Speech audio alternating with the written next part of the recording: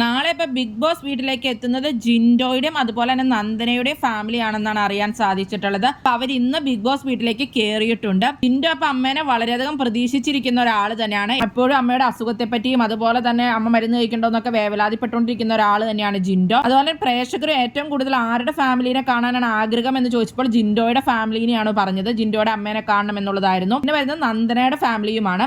നന്ദനയുടെ വീട്ടിൽ നിന്ന് അമ്മ തന്നെയായിരിക്കും വരുന്നത്. നന്ദനയാണെങ്കിൽ എല്ലാവരുടെയും വീട്ടിൽ നിന്ന് വരുമ്പോൾ പുള്ളിക്കാരിയുടെ അമ്മയാണോ എന്ന് ഓർത്ത് എപ്പോഴും ഓടി ചെല്ലാറുണ്ട്. അപ്പൊ നാളെയാണ് ഇവരുടെ രണ്ടുപേരുടെയും ഫാമിലി ബിഗ് ബോസ് വീട്ടിലെത്തുന്നത്. ഇപ്പൊ ലൈവില് നടന്നുകൊണ്ടിരിക്കുന്നത് ആ ക്ലീനിങ് ടാസ്ക് ആണ്. അപ്പൊ ടാസ്ക് കഴിഞ്ഞു, പക്ഷെ ജഡ്ജ്മെന്റ് ആവുന്നേ ഉള്ളൂ. അതിന്റെ ഇടയ്ക്ക് അഭിഷേകും നന്ദനും തമ്മിലൊരു വഴക്കൊക്കെ നടന്നിട്ടുണ്ടായിരുന്നു. വെള്ളം എടുക്കാൻ ചെന്നപ്പോൾ വലിയ കാര്യമായിട്ടൊന്നും ഉണ്ടായിരുന്നില്ല. ജസ്റ്റ് അങ്ങോട്ടും ഇങ്ങോട്ടും ഉന്തും തള്ളും ഒക്കെ ഉണ്ടായിട്ടുണ്ടായിരുന്നുള്ളൂ.